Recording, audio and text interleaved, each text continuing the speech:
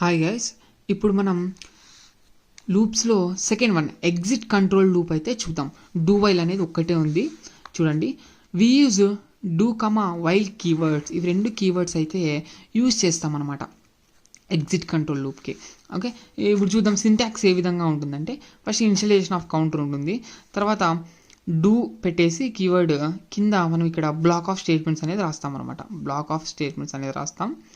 Okay, so while అనేసి లాస్ట్లో ఇక్కడ ఎలాగైతే మనకు బ్లాక్ ఎండ్ అవుతుందో అక్కడ మనకు పక్కనే వైల్ అని రాసేసి వైల్ ఆఫ్ కండిషన్ రాస్తాం. ఇక్కడ కండిషన్ రాసేసి ఇక్కడ సెమీ కోలన్తో టెర్మినేట్ అయితే చేస్తాం. ఇది వెరీ వెరీ ఇంపార్టెంట్ ఇక్కడ.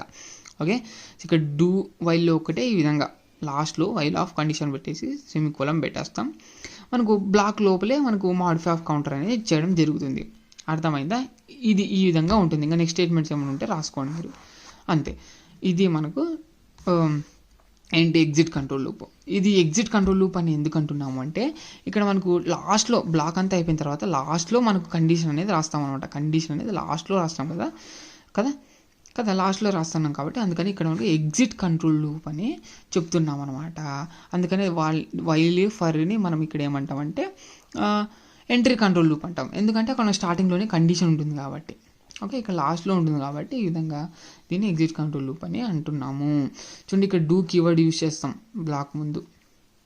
ఓకే ఓకే ఇక్కడ మనకు ఫస్ట్ మనకు ప్రోగ్రామ్ ఎగ్జిక్యూషన్ ఎలా ఉంటుందంటే ఫస్ట్ ఇక్కడికి వస్తుంది కర్సర్, ఇన్స్టాలేషన్ చేసుకుంటుంది, తర్వాత డూలో వచ్చేసి బ్లాక్ మొత్తం ఒకసారి ఎగ్జిక్యూట్ చేస్తుంది.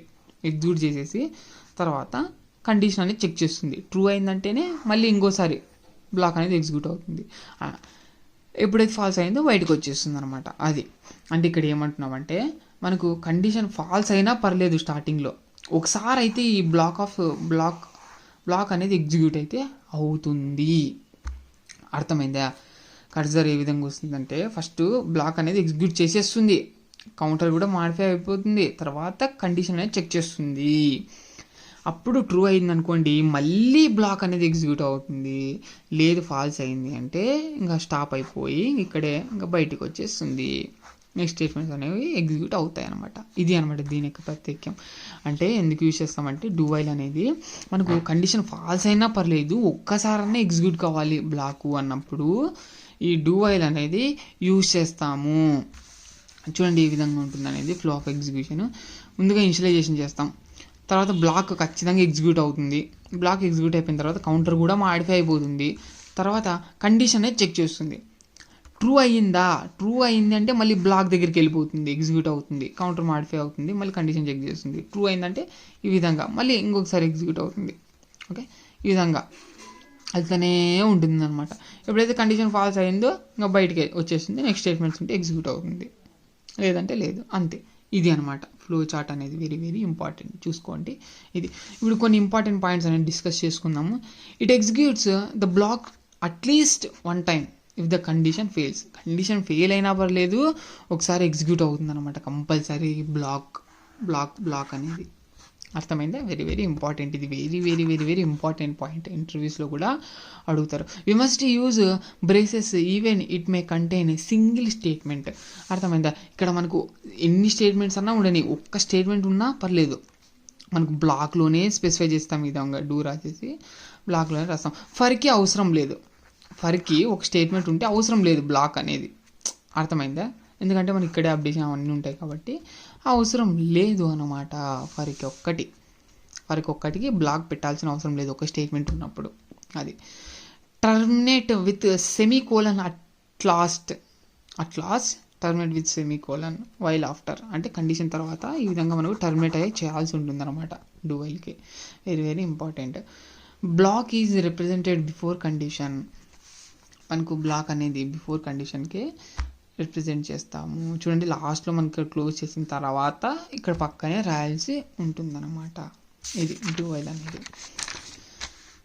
చూడండి ఇప్పుడు print hello world 5 times using do while loop.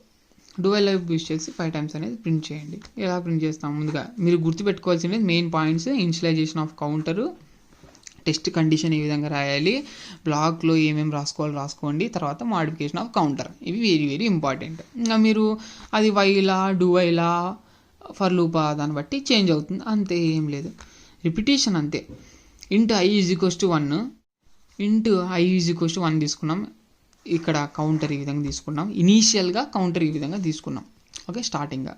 తర్వాత మాడిఫై చేద్దాం, ఎందుకంటే 5 టైమ్స్ అన్నారు కాబట్టి చూసుకోండి. ఇంకా do of system dot out dot println hello i plus plus close while of i less than or equal to 5. Flow of execution ఈ విధంగా వస్తుంది. ఫస్ట్ ఇది ఎగ్జిక్యూట్ అవుతుంది, ఐలో 1 ఉంటుంది, జాగ్రత్తగా వినండి. డూ ఎగ్జిక్యూట్ అవుతుంది, తర్వాత హెలో అనేది ప్రింట్ అవుతుంది. తర్వాత ఐ ప్లస్ ప్లస్ అన్నాం కాబట్టి ఐలో కాస్త 2 అవుతుంది. Next 2 less than or equal to 5 అన్నాం కాబట్టి కండిషన్ ట్రూ, మళ్ళీ ఇక్కడికి వస్తుంది, ఎగ్జిక్యూట్ అవుతుంది, హెలో అనేది ప్రింట్ అవుతుంది. చూడండి ఫ్లో ఆఫ్ ఎగ్జిక్యూషన్ ఏ విధంగా ఉందో. ఐ ప్లస్ ప్లస్ అంటేనే 3 అవుతుంది, ఇంకా 3 less than or equal to 5 అంటేనే ట్రూ కాబట్టి మళ్ళీ ఎగ్జిక్యూట్ అవుతుంది బ్లాక్ అనేది, హెలో అనేది ప్రింట్ అవుతుంది. ఆ విధంగా 4 less than or equal to 5 అన్నప్పుడు మళ్ళీ ఇంకోసారి ఎగ్జిక్యూట్ అవుతుంది. 5 less than or equal to 5 అన్నప్పుడు కూడా ఇంకోసారి ఎగ్జిక్యూట్ అవుతుంది. నెక్స్ట్ ఐ ప్లస్ ప్లస్ అంటే 6 అవుతుంది. 6 less than or equal to 5 అంటే ఫాల్స్ అవుతుంది, అప్పుడు బ్రేక్ అనేది అవుతుంది అనమాట. అంతే, ఇంకా అర్థమైందే. ఈ విధంగా అవుట్పుట్ అనేది రావడం జరుగుతుంది.